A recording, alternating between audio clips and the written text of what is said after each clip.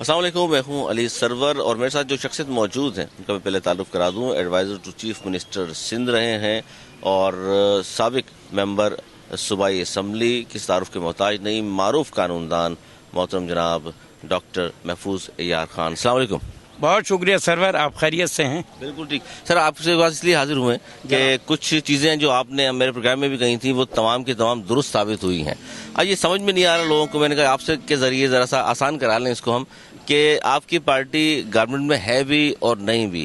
खालिद मकबूल सिद्दीकी साहब इस्तीफ़ा देते हैं, फरूक नसीम साहब इस्तीफ़ा नहीं देते, तो वो पार्टी की डिसिप्लिन की खिलाफ वर्जी क्यों करते हैं, क्यों नहीं मानते? क्या पार्टी से अपने आप को मावरा समझते हैं?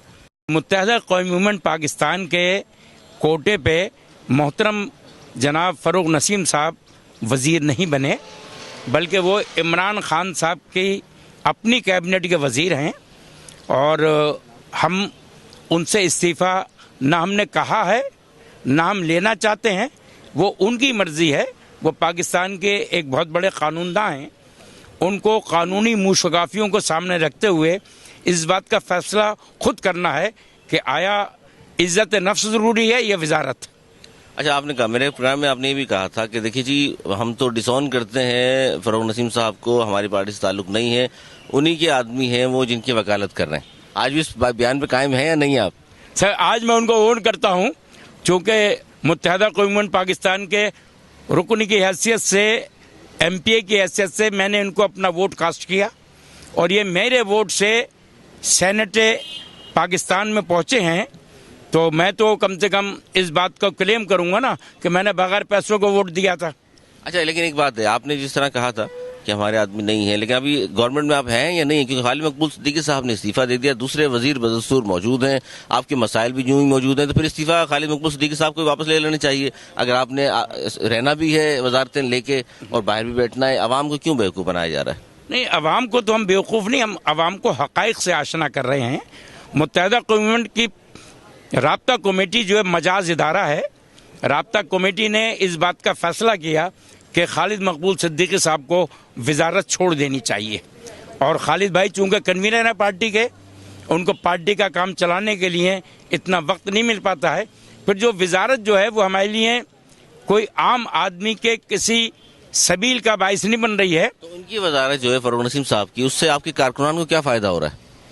हमारे कारकुनान को अगर कोई फ़ायदा नहीं हो रहा है तो नुकसान भी नहीं हो रहा है। कम से कम लोग हमें जूते कम मार रहे हैं, उनको ज़्यादा मारेंगे।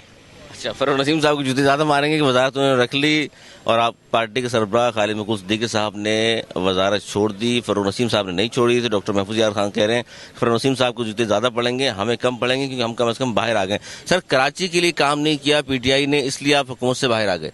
कराची के लिए तो सर कुछ भी नहीं हो रहा, तो मेयर कराची को भी इस्तीफा दे देना चाहिए था। वो मुल्क से बाहर चले गए, अहम इजलास होता है और वो मुल्क से बाहर फैमिली समेत तो अचानक चले जाते हैं। वजह क्या है? नैब तहकीकात कर रहा है, इस डर खौफ की वजह से गए? नहीं, देखिए ना, ये जो 162 अरब का जो पैसा आएगा तो वो मेयर के अकाउंट में थोड़ी आएगा।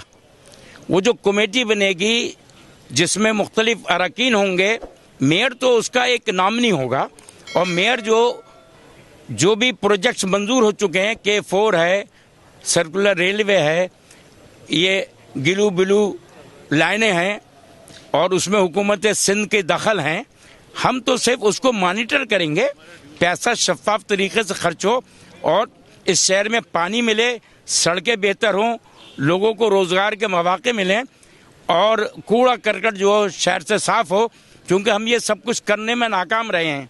लेकिन 162 अरब पे नजरें रखी हुई आप लोगों ने, लेकिन 34 अरब इन 3-4 सालों में मेयर कराची को मिले हैं, वो कहाँ खर्च हुए हैं ये आपको भी नहीं पता होगा, ना आवाम को पता है। नहीं, हमें तो पता है कहाँ खर्च हुए हैं या जमा हुए हैं कहीं। आप जाके देखिए कि जो ऑडिट रिपोर्ट चेक कीजिए कि तनख्वाहें कितनी जाती हैं बल्दिया में, पेंशन कितनी जाती है, और ये उससे अलग है। वो तो तनख्वाह की मद में सिंध गवर्नमेंट देती है, उससे अलग है ये तमाम चीज़ें जो है ना, जो मिसलिनियस एक्सपेंसेस जो हैं, आप उसको ऑडिट कराइए। अगर वसीम अख्तर कहीं पर ये साबित हो कि कहीं वो किसी किस्म की 62-63 पे आते हैं तो हम उनको मेयर की हैसियत से रिजाइन करवा देंगे। फरूक नसीम साहब से नहीं करा सके, मेयर कराची से किस तरह कराएंगे? उसके जरिए तो सब कुछ खर्चा चल रहा है आप लोगों का। सर, मसला ये है, खर्चा तो हम अपनी जेब से चलाते हैं, वो लोग गलत फहमी के शिकार हैं। हम जो अपना जो डोनेशन देते हैं, मुत्तहदा फंड जो हम देते हैं, वो अपनी इनकम का 1% देते हैं। अभी पिछले साल भी मैंने 5 लाख रुपए सिक्का राजुल वक्त अदा किए हैं। इसी तरीके से हर हमारा रुकन कौमी असम्बली, सेनेट, अराकीन और बल्दियाती इदारे खुद दिए या ले लिए गए आपसे? नहीं, हम तो खुद देते हैं। हम तो आदमी इसलिए खुद दे दिया आपने? नहीं, हमारी राब्ता कमेटी का हर फर्द कम से कम 1 से 2 लाख रुपए हर आदमी देता है। जो हमारे MPs MNAs हैं वो अपना 1% तनख्वाह का देते हैं। मुज़ाकरात नाकाम हुए, PTI वाले आए थे आपके पास, जहांगीर साहब की क़यादत में जो वफ्द आया, मुज़ाकरात कहते हैं इसलिए नाकाम हो गए कि आप लोगों की फरमाइश ये है कि हमें हाउसिंग एंड प्लानिंग की मिनिस्ट्री और पोर्ट एंड शिपिंग दे दी जाए। ये दोनों कमाऊ पूत महकमे हैं या वजारतें हैं, और IT जैसी आपने खुश्क सब्जेक्ट दे दिया है जिसमें पैसा नहीं है।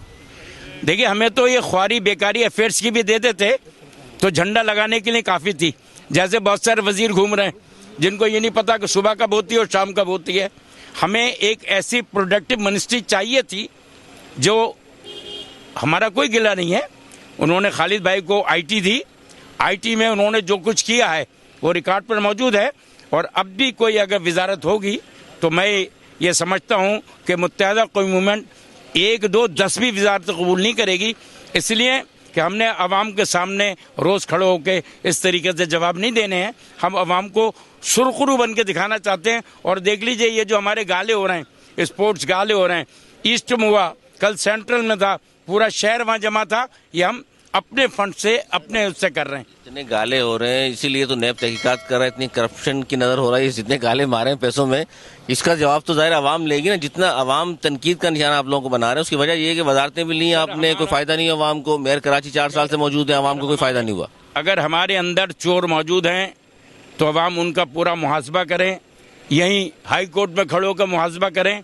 अच्छा, ये बताइए कि ये आप लोगों की कहा जाता है कराची और हैदराबाद ग्रुप डिवीजन हो गई, आपस में लड़ाइयाँ चल रही हैं कि जी किन्ने वजारतें दी जाए। ख़ासतौर पर अमीनुल हक साहब और फैसल सजवारी साहब को ज़बरदस्ती वजारतें दिलाई जा रही हैं, और कहा जाता है कि साजिश करके खालिद मकबूल सिद्दीकी साहब से इस्तीफ़ा लिया गया है।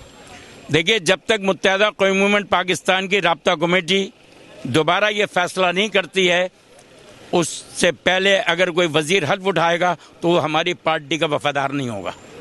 जो वजीर मौजूद है, उसने कहा भी आपने इस्तीफा दे तो नहीं दिया, वो पार्टी का वफादार है। देखिए, मेरी बात समझिए, ये फरूक भाई मेरे बड़े प्यारे दोस्त हैं, हम वकालत भी साथ करते रहे हैं, वो मेरे नायब सदर भी रहे लीगल एड में, मैं उनकी बड़ी इज्जत करता हूँ, बड़े काबिल वकील हैं। उनको मशवरा ये दे सकता हूँ बगैर किसी फीस के कि वो सेनेट की सीट से इस्तीफा दे दें और स्पेशल असिस्टेंट लीगल अफेयर्स के इमरान खान के बन जाएं। वही झंडा, गाड़ी, डंडा सब कुछ होगा। सब कुछ होगा, लेकिन ये बातें अगर आपके क़यादत कहती उन्हें तो वो मान तो फिर भी नहीं, ये तो आपको भी पता है इस बात का। सर देखिए, मसला ये है, अंदर का जो इंसान है वो कभी तो जागेगा, वो ये देखेगा कि मुझे सेनेट में दूसरी दफ़ा किसने भेजा। पहली दफ़ा का तो हम नहीं बात करते, दूसरी दफ़ा मैंने वोट दिया और बगैर पैसों के वोट दिया, और वोट डाल के मैंने निसार खोड़ों से कहा कि भाई अगर तुम बयाना दे देते तो शायद मैं मुफ्त में वोट ना डालता। अच्छा, ये गवर्नमेंट को ब्लैकमेलिंग तो नहीं हो रही? क्योंकि बियावल भुट्टो जरदारी साहब ने ऑफर की है वजारतों की, वो कहते हैं कि गवर्नमेंट छोड़ दें, वफाक से आप सिंध में हमारे साथ आ जाएं, फितरी दादी हम हैं आपके। क्या क्या देंगे? वहाँ से क्या फायदे आपको मिले हैं? वही फैज़ बरकत जहाँ समेट लीजिएगा। आप लोगों की पार्टी की आदत रही है हमेशा ये के लिए है, आवाम की खिदमत करना चाहते हैं और अपनी दयानतदारी से। बात मैं उनकी कर रहा हूँ जिनके पास पोर्ट एंड शिपिंग भी थी, मुख्तलिफ वजारतें थी, जो आज सब बाहर बैठे हुए हैं। उनको लेकर आए ना, नैब वाले रेड वारंट्स निकाले ना, ये सिर्फ परवेज मुशर्रफ पे सारी चीजें। आप लोग गवर्नमेंट में है ना सर, आप लोग लेकर आए ना, आप तो खुद कह रहे हैं वो चोर हैं, लेकर आए। वजीर कानून किसका है? अगर इस मुल्क में कानून होता तो उसकी वजारत चलती। वजारत नहीं चल रही, बस अब ये आप जाने। अच्छा, अभी जलसा भी कर रही है PSP 24 तारीख को लाड़काना में, डायरेक्ट एक नई जमात है और देखिए अंदरूनी सिंध तक पहुंच गई है। बस जिसको जहाँ के पैसे मिलेंगे वहीं काम करेगा। कौन पैसे दे रहा है सर? उन्हें फंडिंग कौन कर रहा है? आप तहकीक करें, वही लोग कर रहे हैं। सर कौन लोग हैं? आप सीनियर सियासतदान है, सीनियर कारकुन है, जिनके वजीर हैं। वजीर तो सर एक आपका भी है। नहीं, हमारा नहीं है, इस्तीफा दे गया कल साबिक। नसीम तो आप ही का वजीर। सर वो वो उसका जवाब वो खुद देंगे। बहुत शुक्रिया। डॉक्टर महफूज यार खान साहब हमारे साथ मौजूद थे और बड़े खुलकर इज़हार ख्याल किया उन्होंने पार्टी के इस वक्त जो मामला चल रहे हैं, जिसके बारे में कहा जाता है कि शायद इख्तलाफात भी हैं, क्यों मुज़ाकरात नाकाम हुए, ये तमाम बातें डॉक्टर महफूज यार खान साहब की ज़बानी आपने सुनी। अगले प्रोग्राम तक के लिए सरवर मेरी टीम को दी इजाज़त। मौलाना के बान।